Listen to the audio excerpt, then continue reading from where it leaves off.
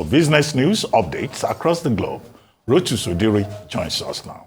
Good morning, Rotus. Good morning, Doctor. Good morning, Rufai. Fancy time. Hey, look, you know I've always liked your money suit. Huh? Great interview with the representatives from the Lagos State government. I really want to jump to that, but let's just quickly get globally and get that across. While we were speaking yesterday, the CEO of Microsoft, about Mr. Altman, sent out a tweet saying he had come aboard. So this roller coaster keeps going. So they fired Sam Altman as OpenAI board. Just to recap, on Friday, the Twitch co-founder, Emmet Shear, is the new interim CEO. Altman then and the co-founder, Sam Brockman, have now been hired by Microsoft as of yesterday. But now, I think Doctor mentioned this yesterday, there's an open revolt now from employees saying they want to leave. Nadella was on CNBC. They asked him about Satya. Thank you. I said Sat. They asked him about the possibility of OpenAI employees going to Microsoft, and he sounded open to. Oh, I said open. Well, he sounded open to the idea. Here he is. That is for OpenAI board and management and the employees to choose. I think at this point, for me, I just want, John, in this moment, right, what is it that I care about? I care about just making sure that we can continue to innovate. And as I said, I feel very, very confident. Quite frankly, Microsoft has all the capability to just do that on our own. But we chose to explicitly partner with OpenAI, and we want to continue to do so. And obviously that depends on the people and of OpenAI and staying there or coming to Microsoft. So I'm open to both options. But one thing I will not do is stop innovating. And so therefore, that's kind of what I will optimize on into making sure that we keep going forward on the roadmap we talked about, and there was so much excitement around.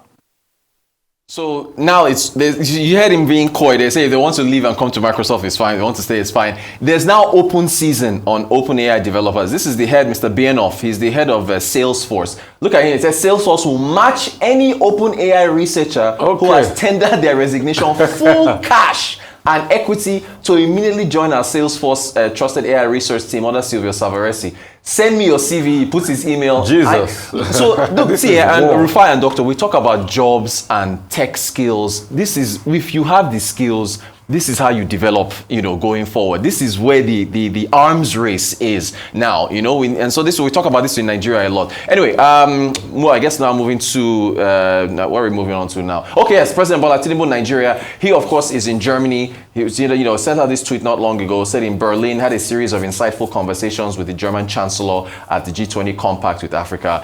It must be said, President Tinubu, as we look at images of him in Germany, he's been working. I mean, he's India, the UAE, Saudi Arabia, Germany. He is, really leading for the front and trying to get as much money as he can for the country. Whether he gets the money or not, I think he gets an A for effort. Still I think we go to the CBN now. No, we go to the aviation. So the Dubai Air Show just wrapped up on Sunday, and of course you heard the news of the new planes they're buying and so on. But anyway, our Minister for Aviation, was there. According to the news coming out, according to his spokesman, Odutayo Oluseyi, who's the head of press and public affairs, they are saying that the UAE has granted Air Peace direct flights to Dubai. I checked Dubai Air Peace Twitter accounts, haven't seen any announcements there. They also said Emirates is ready to resume Nigeria flights. They also said that the possibility of a Nigeria Air Show in November of 2024. Well, we'll keep our fingers crossed and wait to hear from the other side to see whether or not this is corroborated because we know about the recent history with UAE announcements. All right, to the CBN, they've postponed again the Monetary Policy Committee meeting that was supposed to take place yesterday and today. No reason was given. I understand the governor is supposed to be speaking at a function possibly on Friday, so maybe we'll hear his comments there. But at this point, with where inflation is now, we want to hear about the current, currency, the notes, the foreign FX rates, and so on and so forth, interest rates, and so on. There's a lot the market is waiting to hear from the CBN. So, we'll hopefully get an update. But as of now, it looks like, because this is the end of the year. I mean, I don't know if there'll be a meeting in December. We'll just have to wait till 2024. So from there, we go to I believe the interview that we just had, you guys just had just a moment ago. And Mr. Okpe George was talking about transparency for Lagos, right? So here, just to recap, here's what he said about Lagos being transparent. Lagos, we run a very transparent system. So the fact that everything we've done is actually situated on the PPA website, I think is a starting point. So there's a lot of transparency. Everything is there. Nothing is hidden. I bring that up to bring up Really? I bring up my lovely state and Mr. Ifeanyi and everybody, all Deltans out there, the lovely state of Delta State. There's a tweet out from, transparency. Let's quickly go to the transparency listing according to budget. So you'll see that, well, neither Lagos nor Delta is in the top 10, right? So Jigawa, Ondo, Osun, and so on. But there's Delta at 11.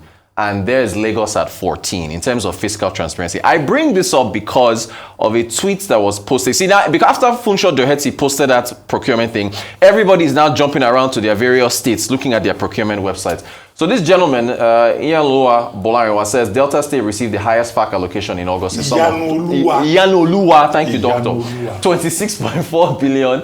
Do you know that the state's procurement website is currently empty? How then do we justify the state spending? Delta State, please fix it. So I went to the website, and if you go there, you can click on contracts. And it says there are currently no contracts. Now, it could possibly be there's a new administration and they haven't awarded any contracts. However, the prior governor did have, there's supposed to be at least a history. If you go to Lagos State's website, there's a history of, procurement contracts there. Delta State doesn't have any. So, I mean, I want to give Delta State the benefit of the doubt that it's because there's a new administration, but still, historically, we should be able to see, past contracts that have been awarded. And so, and then the administration is already in power. So, I mean, anyway, it's empty. So somebody, hey, Delta State, please come on the morning show at Global Business Report and tell us. So, everybody's checking. Everybody's going to say, all right. And, finally, back to your interview again.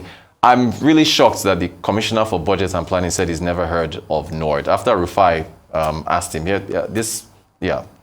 actually do in the Office of Chief of Staff Fleet. We actually do have, I believe, cars that are procured. I think Innocent, some cars that are made within the country. So that does exist. Now, in terms of what you've just said, NORD, I haven't heard of the car, if I'm being, but it's something that I'm sure we do support. Anyway, over to you. He's never heard of NORD. Okay. I wanted to comment on. You brought up Delta State. Delta, yes. I had referred to Delta State in parentheses, but the truth of the matter was that this idea of posting information about contracts on the website is to encourage transparency and accountability. Yes. That's the whole idea. And this was a major project when Dr. Kayode Fayemi of Ekiti State was chairman of the Nigeria Governors Forum. And all the state governments at that time, committed to it. They had something, what they call the SFAS program, SFAS program, which was supported by World Bank for every state to set up this transparency and accountability website, procurement website, and to put information there on a regular basis in defense of the people's right to know. Yes. So if your state, 5-6 months after another administration took over from the previous one, and they've abandoned that website, so it's good. I think we should properly call them out and tell Delta State and other states that may not have been managing their procurement websites to please go ahead and update those websites, because the people want to know. This whole controversy we've been had, this conversation we've been having about Lagos State, is because Lagos State has consistently, put information out there. And we take Gbenga Omotoso's word for it, that Lagos State is not going to behave like a Delta State, that website for Lagos State will be sustained. That's very important. Yeah. As for Sam Altman, no. On Sunday, there was a meeting between Sam Altman and the board of OpenAI. And he gave the condition that the board must resign as a condition for him to return. Now, the latest development now is that the staff, they've all written 550 out of 770 staff. 550 of them have written a letter to the board saying that it is the board that must go. And that if that board of OpenAI does not go, that 550 of them will follow Sam Altman to wherever he's going.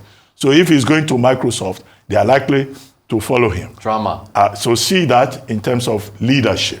It means that, the bulk of the staff, they believe in him and Greg Brockman, and they think that the board of OpenAI is the problem. But there are other issues, of course, about artificial intelligence beyond the boardroom. Issues of safety, issues of security, and the rights of users. Indeed. So one thing has to be said. This is another big boardroom squabble, and I think it's going to take the bait. Since it's gone to Microsoft now, it's just a matter of time. It's going to be a bidding war between Microsoft and Salesforce. I think what OpenAI fails to realize is when it comes to innovation is your capacity of scale. Yep. I tell people ideas are a dime a dozen. If you don't have scale, like the likes of Microsoft and all of that, you can't compete effectively. When you raise money as a small business, when you advise a lot of small business, what are they raising money for? To be able to scale. Scalability is the watchword.